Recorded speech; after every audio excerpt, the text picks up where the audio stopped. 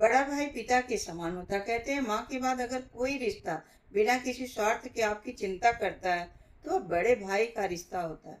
बड़ा भाई सिर्फ भाई नहीं होता, वह कभी पिता बनकर डांटता है, कभी माँ बनकर समझाता है और कभी दोस्त बनकर चुपचाप आपके दर्द को समझ लेता है।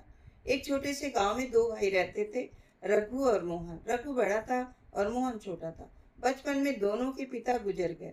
उस वक्त रघु की उम्र सिर्फ 18 साल की थी। लोगों ने कहा, रघु अभी तो खुद बच्चा है, मोहन को कौन पालेगा। रघु ने अपने छोटे भाई के सिर पर हाथ रखा और कहा, जब तक मेरे शरीर में सांस है मेरे भाई को पिता की कमी महसूस नहीं होने दूंगा। उस दिन से रघु ने अपनी पढ़ाई छोड़ दी। दिन भर मजदूरी करता, रात को घर लौटता और अपनी थाली का खाना भी कभी कभी मोहन को खिला देता। मोहन बड़ा हो रहा था, रघु की कमीज पुरानी होती गई, लेकिन मोहन की किताबें नई आती रही। मोहन ने एक दिन पूछा, भैया आप अपने लिए नए कपड़े क्यों नहीं लेते। रघु हंसकर बोला, मुझे क्या करना है नए कपड़े का, तू पढ़ लिख कर बड़ा आदमी बन जा, मेरी सारी खुशी वही है। समय बीतता गया। मोहन पढ़ लिख कर शहर में नौकरी करने लगा। अब उसके पास पैसा था ना, जो घर था, नई गाड़ी थी, लेकिन धीरे धीरे शहर की जिंदगी में उसे अपना गांव छोटा लगने लगा। रघु आज भी उसी पुराने घर में रहता था। एक दिन मोहन गांव आया। रघु ने खुशी से कहा, आ गया मेरा, मैं सोच रहा हूँ कि पुराना घर बेच दें, गांव में रखा है क्या।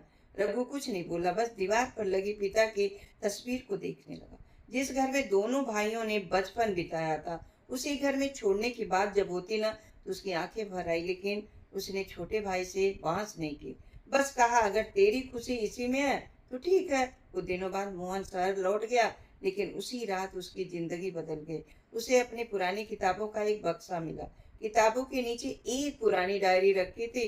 उसने डायरी खोली और पहले पन्ने पर लिखा था, मोहन की फीस आज मजदूरी से जमा की जाएगी। दूसरे पन्ने पर, मोहन के जूते फट गए, अगले हफ्ते नए जूते लाने। तीसरे पन्ने पर, आज घर पर खाना कम था, मोहन को खिला दिया, मुझे भूख नहीं लगी। मोहन के हाथ कांपने लगे। आखिरी पन्ने पर लिखा था, भगवान मेरे छोटे भाई को इतना काबिल बना देना, उसे कभी किसी के सामने हाथ न फैलाना पड़े। मोहन की आंखों में आंसू बहने लगे। उसे याद आ गया, जिस भाई ने उसके लिए अपना बचपन छोड़ा, उस भाई के लिए उसने क्या किया। अगली सुबह मोहन सीधे गांव पहुंचा। रघु घर पर बैठा था। मोहन दौड़ कर आया और अपने बड़े भाई के पैरों में गिर पड़ा। रघु घबरा गया, अरे मोहन, ये क्या कर रहा है। मोहन रोते हुए बोला, मैं आपको अपना भाई समझता रहा, लेकिन आज समझ आया कि आपने तो मेरे लिए पिता का फर्ज निभाया था। रघु ने उसे उठाया और गले से लगा लिया। दोनों भाई बहुत देर तक रोते रहे।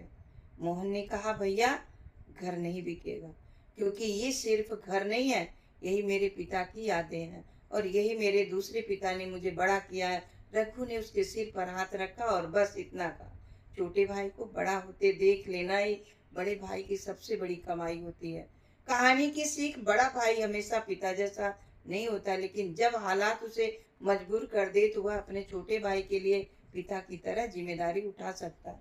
इसीलिए अगर आपका बड़ा भाई आज भी आपको डांटता है, आपकी चिंता करता है, आपकी गलतियों पर रोकता है, तो उसे नाराज मत होना उससे, क्योंकि हो सकता है उसकी डांट के पीछे पिता जैसा प्यार छिपा हो। आज अगर आपके पास भी बड़ा भाई हो तो उसे सिर्फ भाई मत समझिए, कभी उसके पास बैठ कर कहना, भैया आपने मेरे लिए जो किया है ना, मैं उसे कभी नहीं भूलूंगा। अगर आपके बड़े भाई ने भी आपके लिए कभी अपना सुख छोड़ा तो कमेंट में सिर्फ इतना लिख दीजिए, मेरे भैया मेरे पिता के समान है।